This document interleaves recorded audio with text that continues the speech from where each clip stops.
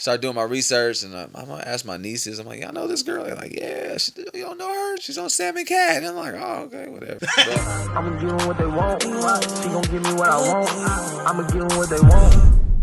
What's up, y'all? I'm your boy Snow from the What They Want podcast. Y'all like these t-shirts? We got some new merch in. We got this. We got mugs. We got tote bags. We got everything you could think of, from your mama to your sisters, your aunties, your cousins, everything. But make sure y'all tap in. If you're liking the episodes, comment, share, subscribe. But hey, make sure you tap in, SlaboArts.com. Welcome back, y'all, to the What They Want podcast. I'm your boy Snow, Danny Slab. Yo. I want to introduce to you guys one of the biggest artists, producers. I mean, this dude's lineup and accolades are just out of this world. So, and as you see, mostly like right now on Facebook and stuff like that, he's on the Mount Rushmores of producers. I want to introduce to you Jo Blaq, for sure. Thank y'all, man, for having me, man. For sure, man, for sure. Appreciate you. So, with that hell of an intro,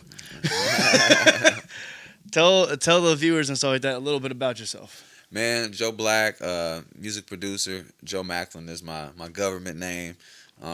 Just been producing music for, a while now. But basketball was my thing before. But, basketball, and we all know sports and music kind of like collide, and they marry really well. So it was kind of an easy transition for me. Sure. So, man, I've been blessed to work with people like Ariana Grande, Justin Bieber, Jill Scott, and a lot of other people, Evan Ross, Diana Ross, Stevie Wonder, and a few others. Yeah, okay. Yeah, so. I didn't know it was both Ross. Yeah, both Rosses, man. That was a crazy moment, too. Yeah. Yeah, I didn't know Diana Ross. Okay. Yeah. I feel like the Kendrick thing where she gave him the where he's like, yeah. y'all just see who this is? Yeah. Facts, that's how I felt. Dang. Yeah. So speak on that, man. Because, I mean, you're from the dot, right? Yeah, from the dot. All right. So speak on that, being a kid from the dot, and then now you're in the rooms full of just legends. I mean, Ariana Grande, Justin Bieber's, the list.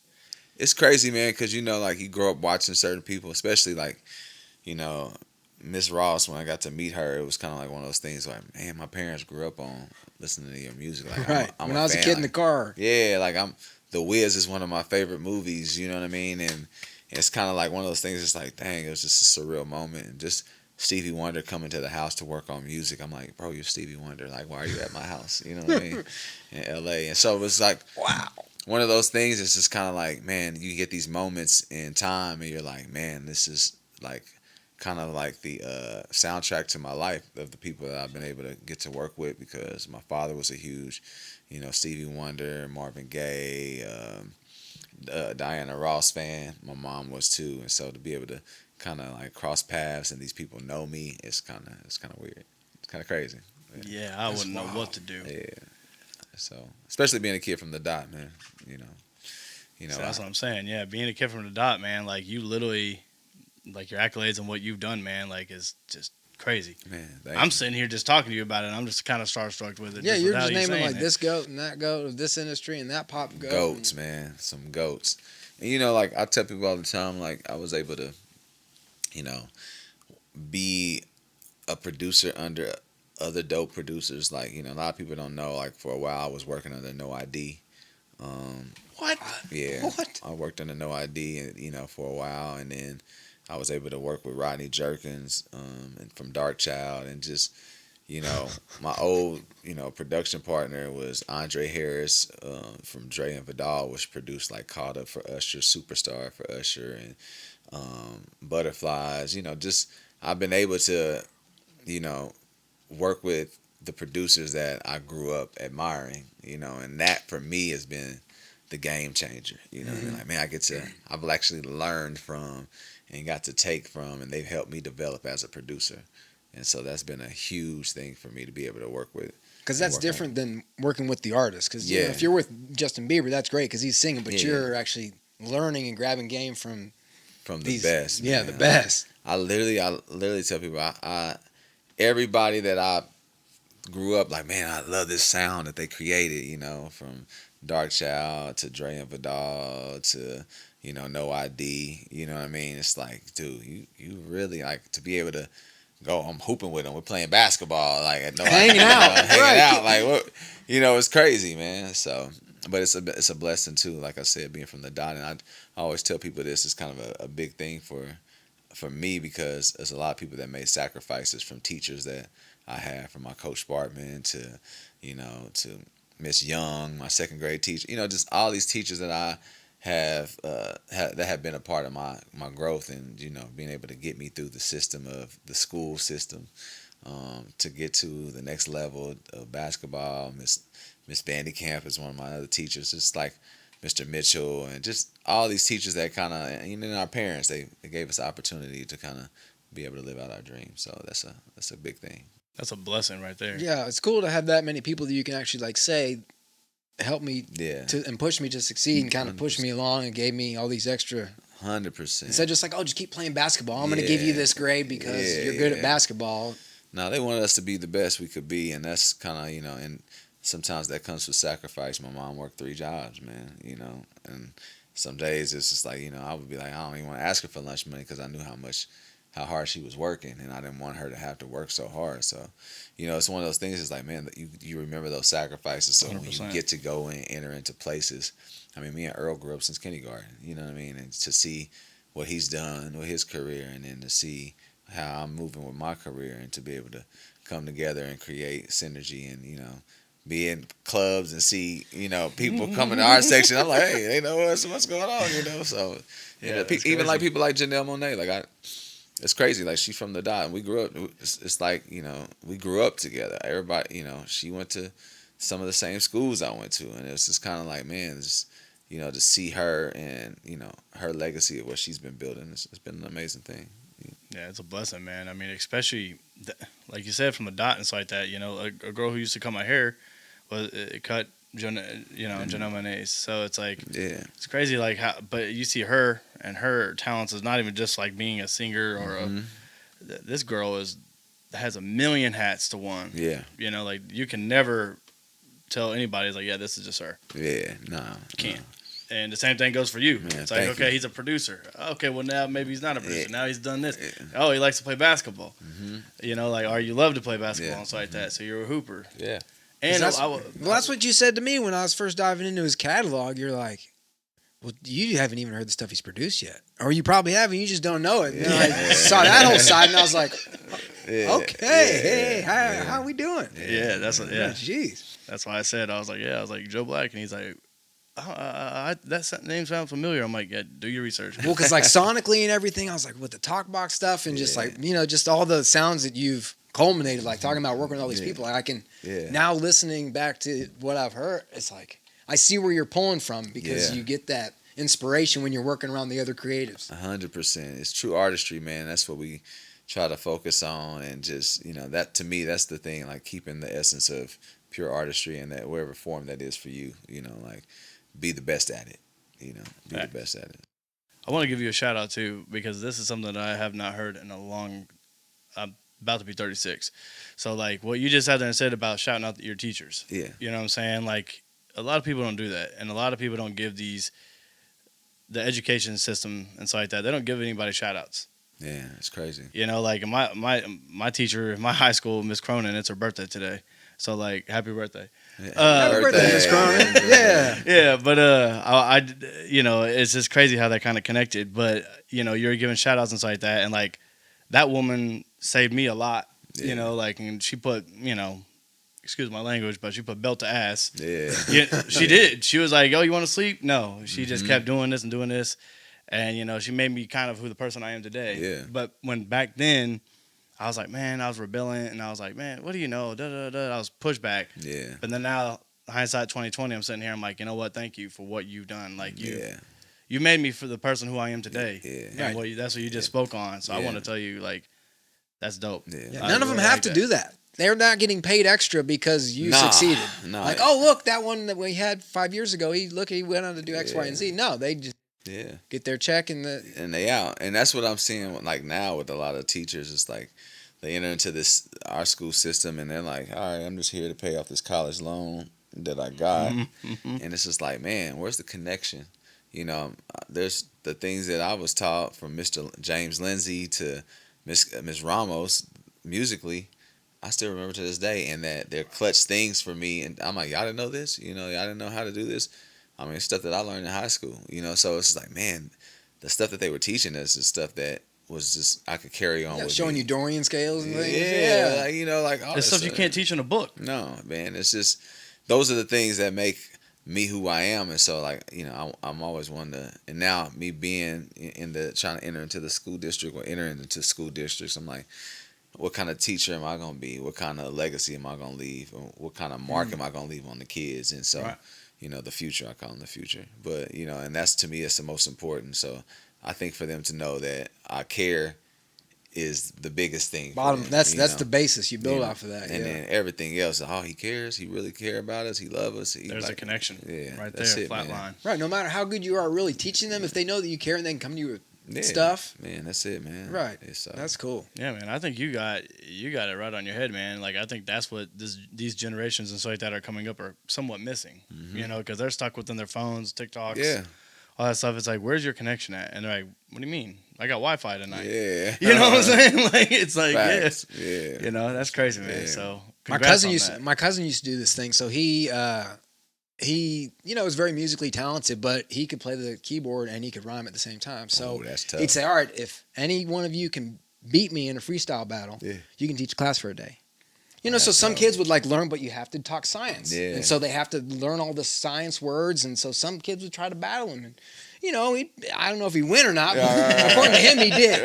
But, but it's like they have to learn to be able to talk about, the science, use all these terminology and rhyme it. Yeah, that's sick. That's actually dope. Yeah, so I was like, that's cool, and the kids would be engaged because they're like, he's gonna play the keyboard and we're gonna have a fun day. And you think about it, that's why a lot of us don't like schools, because what is keeping us engaged, what is keeping us focused, what is keeping us wanting to come to school, and just to know that the kids that I've been working with at De La Salle and Scion, they come to school just because they know I'm going to get this program that he's teaching, and I get to be here.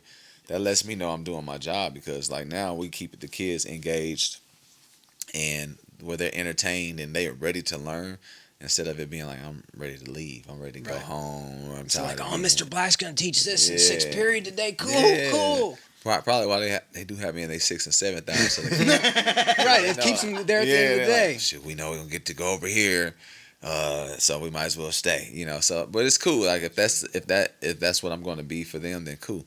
I want them to be in the space that's safe for them, and they feel comfortable with us, and that's what matters, man. That's dope. Absolutely. Man. That's dope. Congrats on that, man. Thank you. That's huge, man. Thank for you. real. So I do want to ask you this, man, because I know you've been to LA. Mm-hmm. I know you most likely live there, correct? Mm-hmm. Why'd you come back to KC? I understand it's home. Yeah. But so many people that dip off there and they don't come back. They don't touch back down into the KC.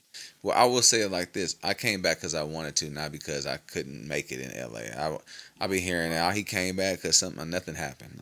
I'm back because, this is where my heart is. And honestly, when my father was on his decline in 2017, I was like, man, coming back home more. It was like 2016. I was coming back home more just to see him. He was having surgery. So I'm like, man, let me just come home and see what's happening. And just being home, I was like, man, the energy in Kansas City is totally different. It's stuff to do. You know what I mean? Right. They've opened up. Right. They've opened up things. Yeah, it's like, downtown's a thing now. Yeah. Right. Like, what do you mean downtown? Downtown was trash when I was growing up. Man, right. Yeah, it started in the 14s when the Royals started winning. Yeah, Once the Royals started exactly. winning, then it just started snowballing. That's and we're talking really when I started coming back. I was like, listen. Somebody's like, you got to come back for the parade. I was like, oh yeah, I'm coming. So, it's just like, that was the thing. Like, I was like, man, I will be home. I'm like, man, this feels good to be here. And then I look around. I'm like, what? They don't have programs for the kids still. I mean, I see the city evolving, but what are they doing? What's keeping the kids engaged? And I always would hear them say, oh, the kids are so bad. I said, man, listen, a lot of the kids are so bad because they are bored, and you guys are acting like dictators instead of being teachers and learning how to be in negotiation, being in a partnership with your students. So that was just something for me. And then the pandemic happened, and I was just like, it's my opportunity to see if I can like build something here. And then my father would, end up passing, before the pandemic happened, and then it was just like that my uncle passed that top of January, and I was like, man, I think I need to be home. And like I said, the pandemic happened, so I was like, let me sit down and just see what's gonna happen. And I was like, man, I think we can bring what I felt like I was seeing happening in LA, bring it home to Kansas City. Okay. And I'm like, man, this is be a vibe in Kansas City. I mean, let me see if I can do some events. Let me see what that feels like, And then somebody asked me if I wanted to host an event at a restaurant soiree. At the time, I was like, yeah, let me do an open mic or something. And I did it, and the first night, it was packed. And I was like, oh, snap. and you're just hosting. This is before you're quarterbacking them, right? Yeah. So they were like, man, what do you, let's just see what happens. And I'm like, all right. It was packed. So I'm like, oh, shit. I mean, like, all right, cool. Let's go. Let's see. He's like, let's do this every Tuesday. And I'm like, and nobody was really doing the events like during the week. Consistency right there. Yeah, and so I was like, man, this is an opportunity, for us to, do an event. We had soul sessions on a Monday, which was dope. And I was like, well, I could do something on Tuesday. I mean, because people like it's Taco Tuesday. Well, why not?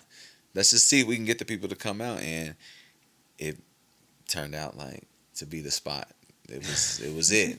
Every Tuesday they were showing up. It was good vibes. It was what we just wanted it to be, and so that kind of opened up the door for a lot of other stuff. So. Gotcha. Okay. How long you been doing that? Since I say 2020, man, is when I really like started focusing on that, and just to see, I'm like, man, maybe I do have something to offer in the market, here with the open mics, and so we did it at soiree for a while, and then that went on for I want to say a year or two, and then I was like, then I had an opportunity to do something at the Parlor, and when we did it at the Parlor, it was just like, all right, yeah, You got something.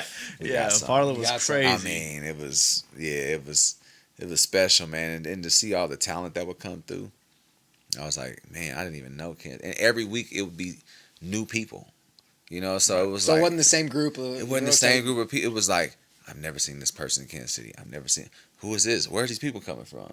There was always new faces in the building. So I'm like, man, we are doing what we're supposed to do, and the outreach is good because people are telling people to come, and these are people that I've never seen before, and artists that I've never seen before, and so it became to be a thing, and so I'm like, all right, we own something. Well, yeah, if you know you're gonna get in front of a crowd, yeah, and you know it's gonna be jamming, like, why not? You got the best chance for your stuff to succeed. Exactly. If you're into it. Exactly, and I tell people to use open mics as practice, man, like, because some people act like that they're better than open mics. I'm like, but listen, a lot of y'all's performances ain't that, and stage presence. Yeah, stage presence ain't time. there, and so it's like, man, take the time to use these open mics, work out the kinks, so when it's time for you to perform or put on the show, you're ready. Right. And I want more artists to think that way. I do it. The comedians do it. We've had comedians on here saying like that's, sometimes it's the same rotation of people, and the comedians still do it. Even the top comedians, right, from trying out new stuff, new material, seeing if this hits. It's like Eddie Murphy. Eddie Murphy. I grew up. I love Eddie Murphy. He's like, man, I gotta get my reins back. So he's going to do a little. Right, in front of 150 people or whatever. Yeah. Right, smaller venues. And you got to think about it too. Like, who's going to be at the open mics? 9 times out of 10, younger people, or somebody just kind of just passing by or whatever. Yep. And you're going to catch those type of people. And like he just out there and said about Eddie Murphy, it's like, okay, how can I reach the younger crowd? Go to an open mic. Yeah. Guarantee you, you start, I'm not going to say grinding gears. Like, putting that oil to your, the gears. So then you're like, okay, I know how to run this car now. Yeah. And then you start to get people like, hey, how do you do that? And they want to, if they want to get better, there's people there to show them how to do it. 100%. I think that's important. Like, even for me, like, I'll use, like, the hosting thing. And so people ask me to host. I'm like, oh, this is easy. I do this on the fly anyway. So now it's just like, yeah, you do it when the other guy doesn't show up. Yeah, like, you already know the lineup. I know it. So what we going to do? I got it. We're going to work this out. And nothing's going to be... I'm going to put on a show. I'm like, I've learned to gauge how I got to bring the crowd up because something may have happened and the crowd's, so let me tell a joke. You know what I'm saying? Or let me say something entertaining. You do, yeah. I've been to the soul sessions. You do. Or you'll be like, hey, man. I'm like, oh, okay. This dude about to. Yeah. That was my first introduction. I was like, I'm white, but I'm over here. I'm grooving. You were when he's like, we're getting him. I'm like, all right, cool. Yeah, Yeah. It's exactly how it happened. He's like, we're getting it. Yeah. So yeah, it's those things, man. So I just use it as practice. It's all practice because I want to be the best I can be. You can never be a student. That's how my mentor always taught me to be a student, and that's what I'm gonna forever be. Yeah. That's kind of how I am with being like the host of this podcast. You know, like I used to manage artists and all this like that, and I just took a step back and he'll hit me with some people, whatever, and I'm like, I don't know who that is, but also I'm gonna learn. Yeah. I love learning, man. I just love it. I'm like, wait a minute, he did what with it? Huh? What? Yeah. Like we had this guy on here a few episodes ago, but he was like, yeah, he's like, I lived with DMX's family. I'm just like, That's crazy. what? I was like, dude, that dude's like one of my top 5s of all time. And he's like, Yeah. I just lived with his whole family. I don't know. I'm like, Right. Crazy. when we just sitting down here. I mean, even with you, Yeah. It's like Ariana Grande, Jill Scott. It's like, Yeah. you did what? Right. Pause. But it's crazy though, man, and another thing too, I do want to ask you, man, is like, you're very, very huge and big on giving back to your community. Mm-hmm. It's important, man, because like I was saying earlier, man, someone did it for me.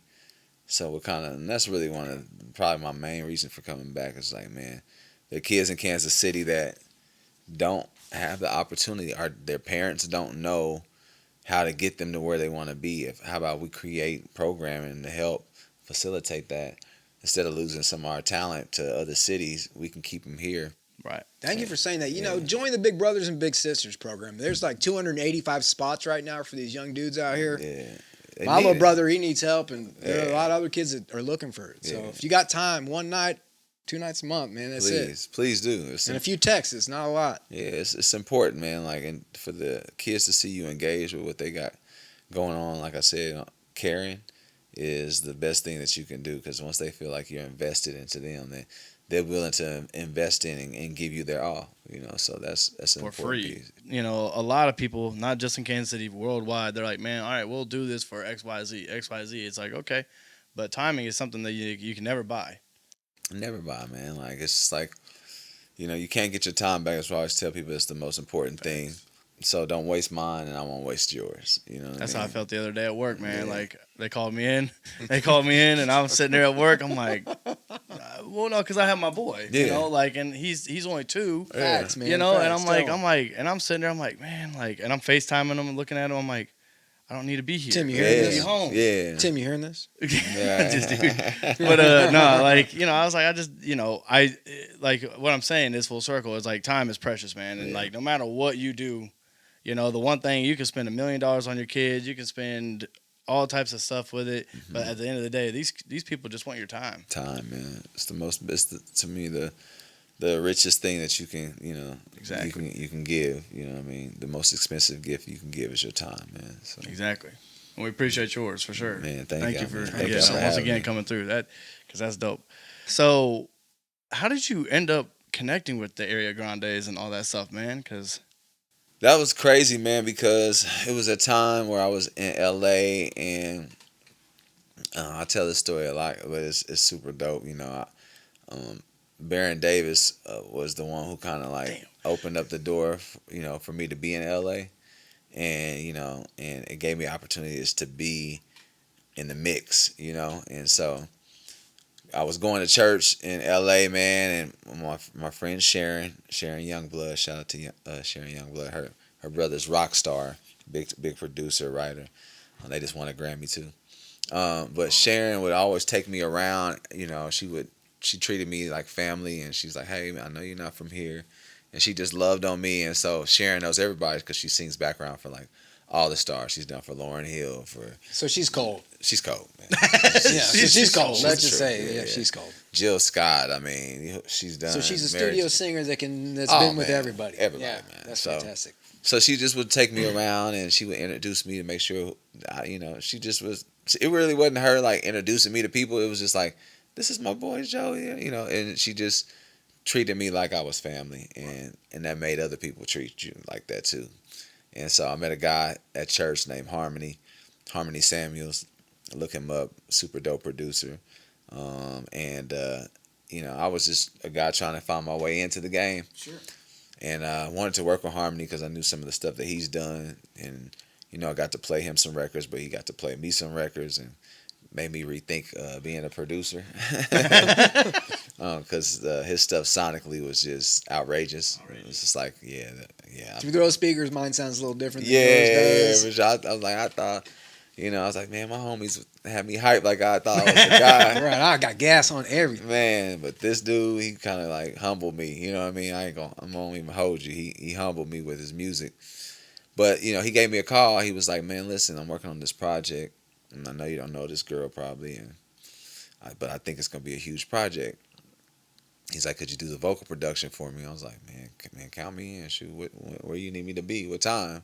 Because I'm like, I just want to be a part of, Oh, yeah, for sure, yeah. Something that might be special, or I just want to be a part of something, And, man, he gave me the rundown, and we had our first session, and she walks through the door.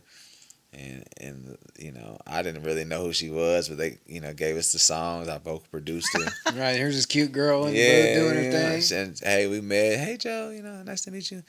We hit it off, like recorded that record, and man, it was a great time. And I felt like her energy, she loved me being in the studio as her vocal producer, and is she super positive? Super positive. I've heard that. I've heard that she when she's creating, she's super bubbly, Mm-hmm. And like I always say, we took pictures that day because I think we all were just hype about what we had just did. Well, yeah, the accomplishments. Yeah, and man, she went and posted me on her page, and 10,000 followers in like 5 minutes. Yep. And so I was like, oh yeah, she's special, all right. I don't know who she is, and I started doing my research, and I'm gonna ask my nieces. I'm like, y'all know this girl? They're like, yeah. You don't know her? She's on. Wait, who are you? Where you been, Uncle Joe? She's on Sam and Cat. And I'm like, oh, okay, whatever. But, whatever that is. Yeah, I didn't know. It's Nickelodeon stuff, so I'm like, I don't know. But now I'm seeing, like, it's so crazy to see her now. I mean, just like, yeah, she's a megastar. I mean, she just got done doing the movies. Yeah. You know what I'm saying? Like, she's... Yeah. Megastar. Megastar. Yeah, megastar. megastar. Yeah, I couldn't even... Crazy. Yeah, so... And to know that you were a part of really her, Ascension. We did her first and second album, and Harmony and the team executive produced her first and second album, I believe. But and that we had like 7 songs on that album, And you did all the vocals.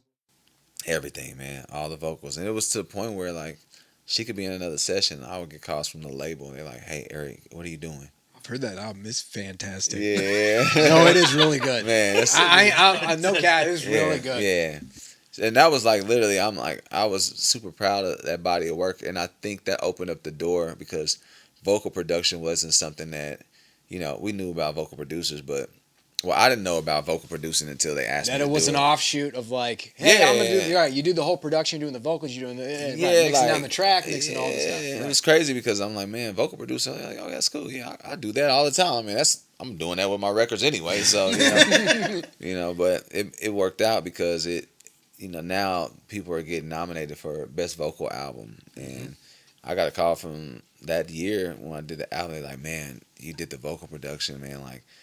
It's masterful. It's somebody from the Grammy team was like, we're gonna create a whole category around this. I was like, man, you should be up. And so she did get nominated for vocal album of the year. So for me, that was huge because it's yeah, for sure. I was the vocal producer on the album, so I'm like, man, she got the vocal album, Well, I look at it like this: it's like vocal production is like special, or like the people that do the special effects for the movies. Yeah, that win for like what's the one where they're all blue and stuff and that Avatar. Yeah, like that. Yeah, it's like, hey, I did the. It's like, wow, Yeah. that's what your focus was. That's so incredible. And it's like that's what the vocal production is. It's like what people are focused on, and it's the main accompaniment to the story. It is, man, and I realized, like, I'm like, dang, everything she's singing, I said, hey, sing it this way, or do this, and we, we're gonna add these harmonies here, and so you were kind of giving her bumpers to. Yeah, I'm like, hey, do this run here, and it's just like you get to map out and really kind of shape like the sound of what this is gonna be, and to hear her on that first album and the second album, it was like, man, like you really like how they're hearing her is how you kind of directed her to do the thing. And so it's like Oh, that's huge. You know what I mean? Uh-huh. Because people don't know that, but it's like, yeah, I told her to sing it just like, and that's how it was. You know, because she's amazing. There's nothing she can't follow. I can have her do anything. So you give her a bunch of instruction and she's nailing she's it. nailing it. Yeah. Oh, that's even better than I imagined. Yeah, that's great. Right, I heard this, but Man, that's great, man. Right, you took it up an echelon. Yeah, so, for sure. Like, so that album will always be, for me, a special one because I believe it opened the door for everything else for the Justin Bieber, you know, like Change Me and All That Matters and all those records, and you know with the Jill Scott, it just opened up the door because now people have a respect factor for you. Right. And so then I was getting all the calls to vocal produce for everybody, from Jordan Sparks to, you know, Mario to, you know, I was getting, I mean, and that's when Rodney Jerkins was like, hey, come over here and vocal produce, and that's how I end up meeting Evan Ross, and which will lead to me working with Diana Ross and meeting Diana Ross. It's just like, man, like, okay, this vocal production thing has got me to some spaces, and now, you know, I can introduce the production side, of what I really love to do. Right. And it just opened up the door for that, and it just, you know, sky was the limit at that point. That's because you perfected it working on your own vocals, right? Oh yeah, 100%. Well, that's what he said. He's like, Yeah, I was doing this before. No, I'm but just making sure that everybody's following, because that's Yeah, it was like, your vocals are man, tip top. man, thank you, Tip top, man. thank you, man, thank you. I say he's the GOAT of Kansas City basketball. Earl Watson. Okay. I don't think there's not another basketball player that has the accolades I think that he has had. Mm-hmm. Tell me the story how you met Earl. I met Earl Watson, Hazel Grove, grade school. Oh, Yeah. shoot. Yeah, I've been knowing Earl. We grew up together. Our families have been families from the beginning. So I've been knowing Earl since kindergarten. Me and his sister grew up together. Me and Earl, it's been family from the beginning. So like I've been knowing Earl since I was in grade school. You guys were having barbecues together. Yeah, kindergarten. So it's kind of like Dot, but yeah, it's a dot. It's a family oriented. Yeah. So to watch, you know, and I was Earl's point guard. You know what I mean, in high school. So it's like, you know, from feeding him the rock. Yeah. So Did you go to Washington? I went to Wash House, man. Yeah. That's dope. My mom went to Washington. Yeah, Wash House, man. And so yeah, Earl's been, you know, me and Earl since kindergarten, man. That's how far we go back. That's dope, man. So What made him pick UCLA?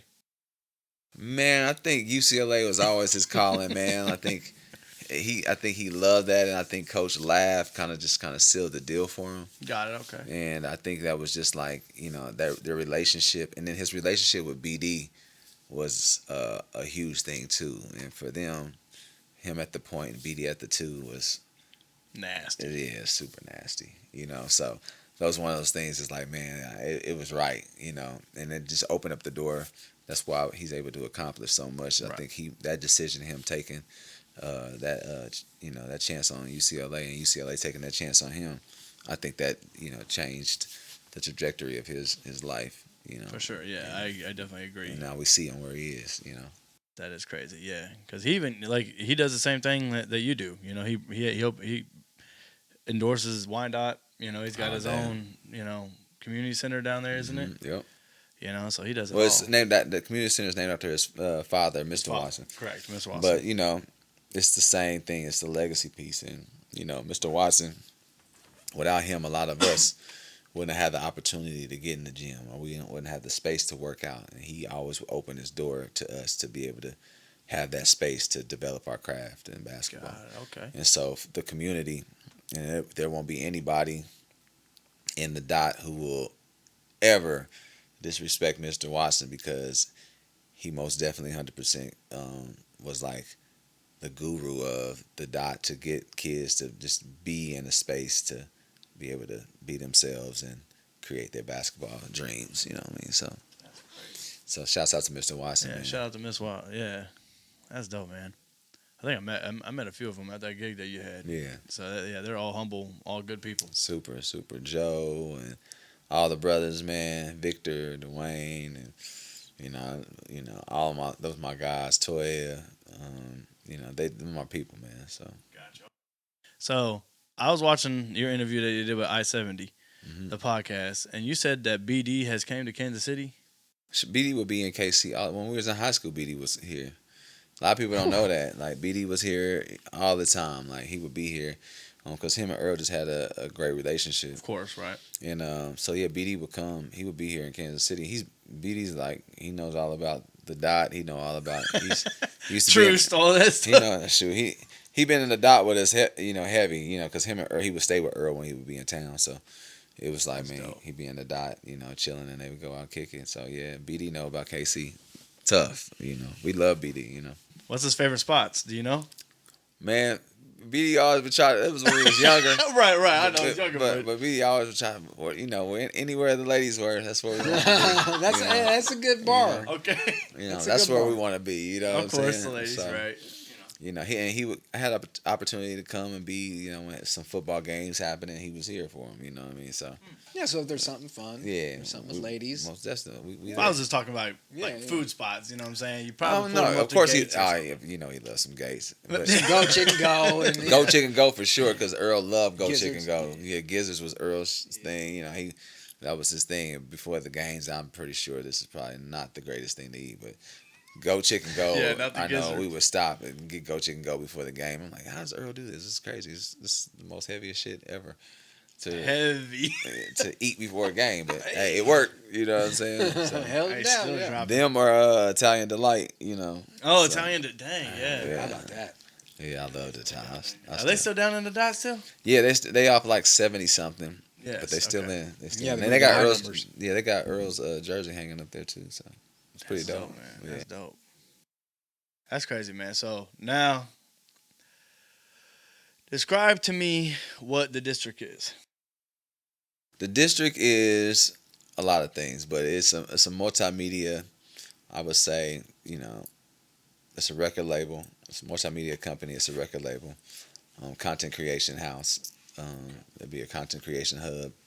And it's also a space that we got recording studios, which is super important because a lot of the labels didn't have recording studios, and a lot of them don't have a lot of things. They just have the money to back whatever's going on. Oh, interesting. Yeah, so yeah, when we worked on Ariana's album, she would come to Harmony Studio to cut the records, and so it made me realize, like, man, well, we're creating the music.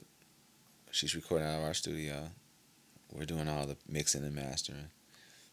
I mean, what the label's doing, right? Other than cutting a check. Other than, hey, you're gonna do this, and here's the money. And honestly, I'm pretty sure this is known. If it's not, I'm telling it. But Ariana put out "I Love the Way" herself. The label didn't put that out. She dropped that herself. Really? Yeah, we got a call, and they were like, "She dropped it." She's like, "I'm dropping it right now." She put it on YouTube, and they didn't like that, huh? Oh, they had to love it because it got. They had to love it. It forced their hands. It's like 1 million streams, and like, it's over now. It's already done. And they were like, "What?" It went crazy. It was that with her and Mac Miller. She shot the video herself, and they put that thing out. That was a record that we did, and they put that thing out, and the rest is history. That label. That's when I got a call. They're like, they want to know, how much for you to vocal produce? I was like, shoot, whatever. I didn't know what to charge, but I figured it out. Whatever she's got. No, but yeah. And it literally wasn't like, man, what can I charge? When you start to think what your hourly worth is, you're like, 100% for sure. That's when you put metrics to it. That's when it starts to get interesting. Yeah, literally, I asked the guy. I asked Chris because he's Harmony's manager at the time, and I was like, man, Chris, what can I charge, bro? He's like, man, anywhere from $1,000 to $5,000. I said, man, you gotta be fucking kidding me. He's like, no, I'm serious. I was like, and I'm new to the vocal production, like getting paid to vocal produce. I'm like, that's new. What they gonna pay? They gonna pay me for doing this? I'm like, all right. I'm only doing a piece of the actual piece of the project. I'm doing what I wouldn't say just a piece because I was the person in recording with her 24/7. So whenever she's in the studio, I'm recording each line, arranging, making sure. So when I tell people vocal production, it will make or break a song, and it's such a valuable piece. That's why I call it vocal producing, because it's like you're really having to produce and come up. You got the song, but what is it going to make it sonically, and stacking vocals and panning them, and what run should she do? Not too much, but just enough, and make sure she's, we got a gazillion takes on each line, and I got to go through and comp the vocals. Right, you got 56 of the first three lines. The first 3 words. I'm like, oh, she said that, and it becomes about, oh, I like that the better than that the. It's like, it's like literally a little the same, but it's like you said. Yeah, like, that ain't it. Yeah, it's, Right, so run it back. It's all feeling for me. I'm like, what feels good, but yeah, man, and it just was one of those things. It's just like, vocal production was like, I'm like, oh, you really get paid for doing it. So he said, what do you charge? I was like, man, just tell them $2,500. And I was just like, well, if they say $2,500, if they don't take it, then cool. I just tell them something lower. I'm just like, Right. I'm like, and they just said okay. They were like, done. So you're like, oh, I should have shot it higher. And I'm like, I was mad. I was like, yeah, you're right. I was right. like, Yeah. damn it, I should have said Kick yourself. 4 or 3 or something. But 7, 72, right, 7,200. So I'm like, man, how many weeks first? Tell me how many days, how many hours. And that's the thing. Like, it was cool because I was in with her like almost 7 days a week for like a year. Yeah, so you get close with somebody like that. Yeah, super close, man. So I'm literally with her almost every day, and so we became tight, and I became paid. I became paid, and it was like, man, it's kind of like it made me realize, like, I'm like, man, they paying me $2,500, and that's just for vocal production. Like, damn, what are they paying Harmony, and how much are they paying for studio? Because I know Harmony's gonna get his check, and for producing it, for producing the material, and I'm getting checks from vocal producing. And you're using his equipment in his studio. Yeah, we in H's studio, it's in this compound. And BOE. And shouts out to Jose and, all the guys over there. But yeah, man, let me know, like, they said it's no more music and money. I mean, no more money and music, but I was like, that's a lie, because they're paying me $2,500, and they're paying H something way more than they're paying me. So it's plenty of money. They just choose what they want to spend their money on. Yeah. So you decided to bring that to Kansas City. Had to. The district. Yeah, had to. The district is like, man, I want it to be the hub, and I respect Strange music to the fullest, and everything that they built, and I love the model that they built. I'm like, how do we commercialize that? Because tech is a niche. Right. He's a boutique. Yeah, he's a boutique. He's one-on-one. But how do we make? How do I take the district and we make it, where it is the mainstream? And can carry on after you leave, and you can pass the reins off. Yeah, I don't have to be. I could be Barry Gordy, and, I got Motown Records, and at the end of the day, Motown's always going to be Motown. And I'm always going to, Yep. There's no touching that. Yeah. People are going to know about that for life. So, yeah. Yeah, so we're just like a multimedia hub. So we have a label, and we have, we have artists that we have signed, and we also content creators that we're building out. We're doing podcasts. We're doing, green screens. We're doing everything that has to do with entertainment and and the arts. We just wanted it to be a space for that.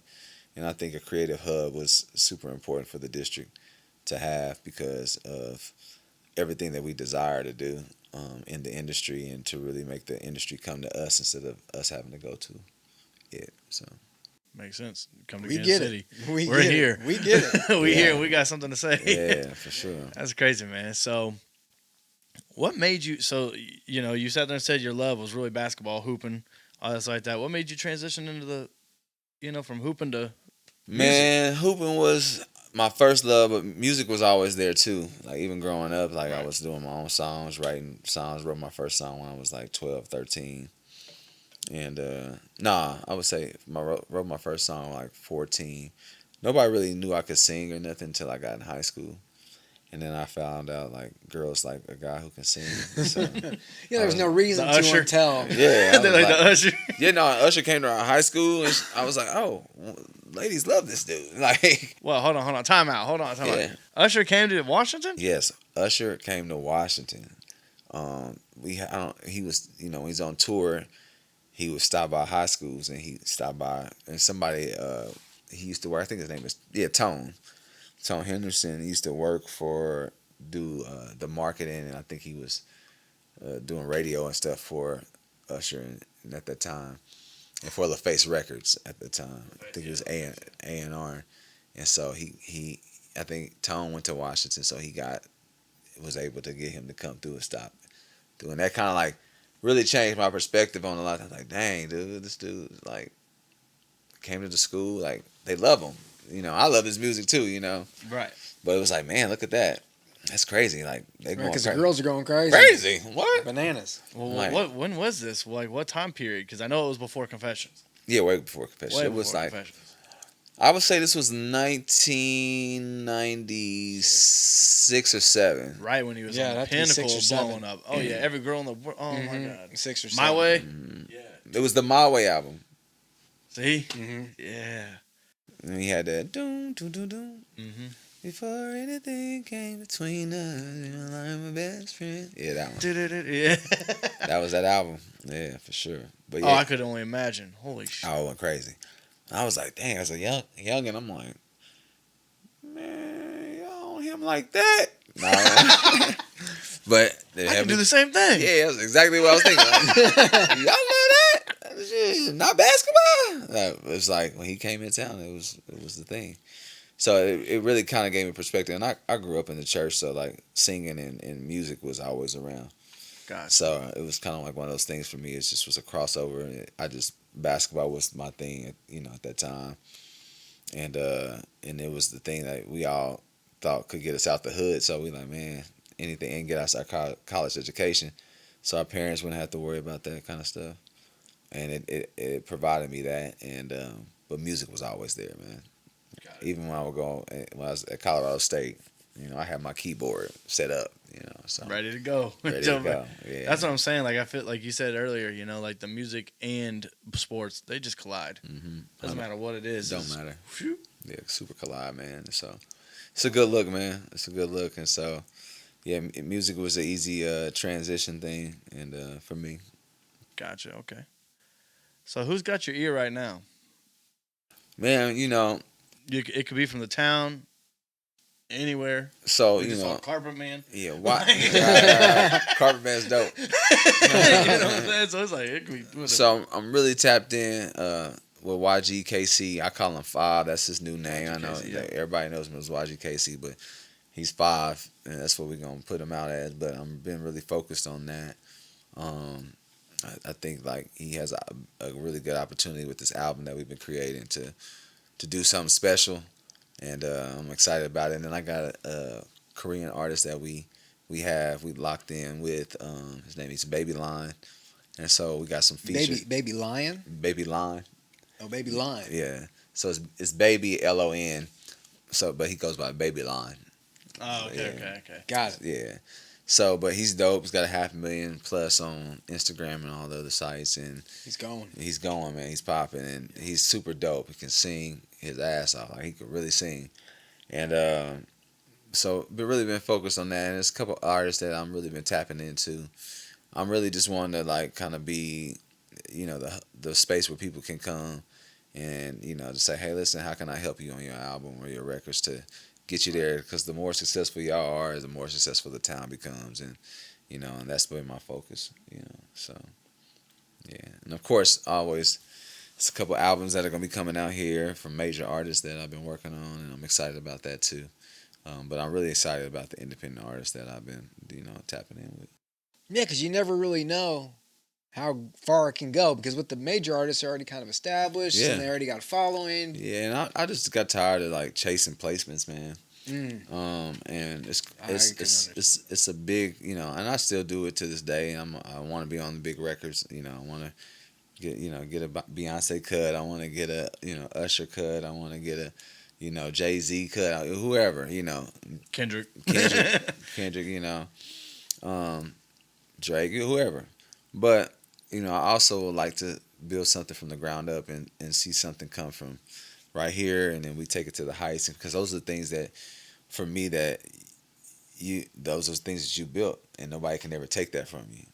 You know, I can place records on any artist, but can you grow an artist and make them? Right. I started with dude freestyling for me, and then I said, all right, here's what we're gonna do, and Yeah. here's this path. Let's try to. Let's make it. Let's become an independent franchise. You know, I think that's kind of like we had a producer on the podcast, but he was like, man, he's like, a lot of these artists don't stick with one producer. They dive in. They're like, okay, I want this guy. I want this guy. I want this guy. And then it's a whole collaboration. Of really it's just you, but then it's all just different beats. It's almost a mixtape theoretically because you got different sounds. But it's like, we all grew up in a time where there was a lot of like executive producers from the Dr. Dre, Scott Storches, Timbaland. That's not around anymore. So like what you're kind of saying is true. It's like, man, I'd rather have shout out to this guy, but like Jay White did it. Like he's from the town. He put on Cardi B pretty much with the Bodak Yellow, and then like his accolades are out this world now. But whenever you have her and him together, they make a massive hit. Yeah, so it's like stick with your producers. Yeah, and that's the thing. Even with her, I wish that she would have stuck with him more. Because at the end of the day, I feel like he developed a sound for her that works for her. Right. And that's what happens, and that happened with the Ariana Grande, with Ariana too, because. We started the sound, and what happens is you get all the other producers, and now the label's like, oh, we need to get it with Max Martin. We need to get it with such and such. And it's like, man, to get the thumbprint from this. Yeah, it's like, man, we created the sound, right? We got the sound. We created the blueprint. Right. You don't need to do anything different except keep writing music. Yeah, and then Stop messing up my dishes. Yeah, don't mess up the formula. Right. And it's like one of those things. Like you can have other producers on because a lot of albums have a lot of producers on them, but I think it should be somebody who is all right. Sonically, this is the direction we're going in. Right, and you blend together, and it's like you work together and spend the time, That's cool. We need this. This is where we're at right now, and that keeps the shape and to keep the mode of what a project is, and that keeps it cohesive instead of it being a whole bunch of things. And right now, I think people are just throwing out. They're doing reggaeton, and then they're doing country, and then they're going to trap music, and it's like, dang, what's the vibe? From reggaeton to trap, like how different can it get? And then they're doing some bachata in there. Yeah, it's just like, and then they're doing blues, and then they're doing soul music, and it's just like, okay, what is your sound actually? Getting lost in the sauce for sure. Yeah, and I just want to create a body of work where people can gravitate to, and they're like, man, this is the sound, and you want people to catch your wave, right?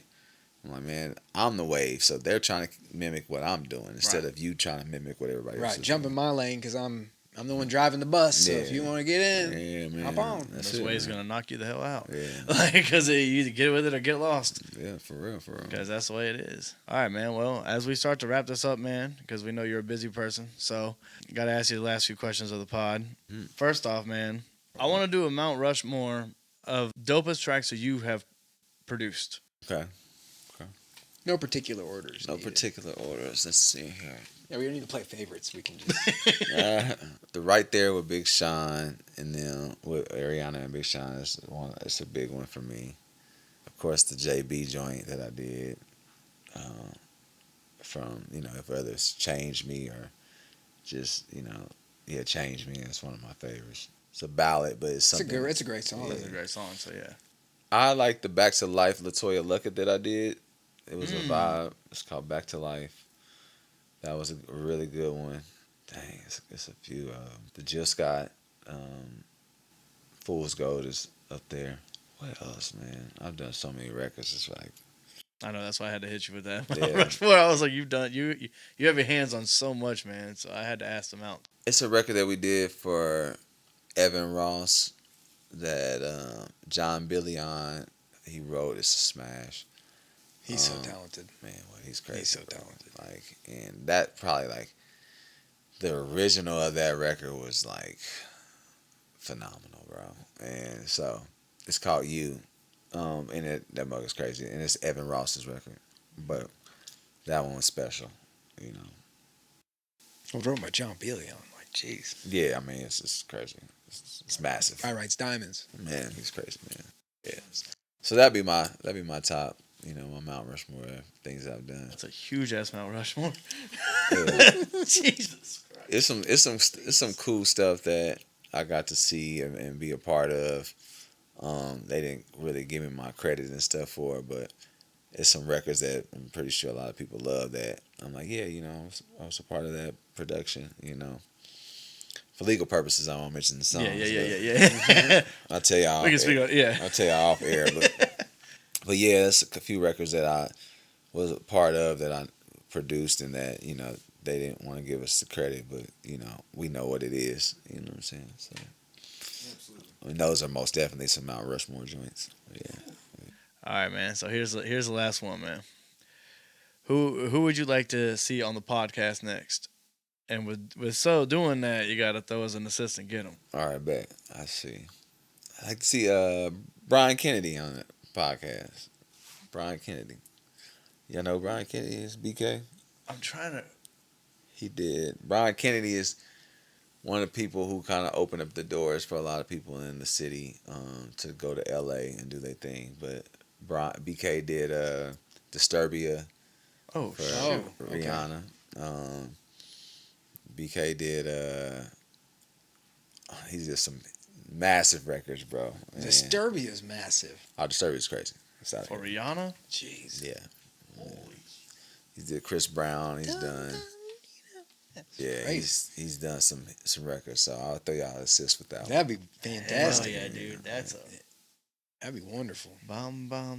Man, I mean, just earworms. That whole album's a bunch of earworms. Man, it's some massive records on that joint. Yeah, so yeah. That's awesome. Hey, appreciate you. Real quick, tell the viewers where they can find you at.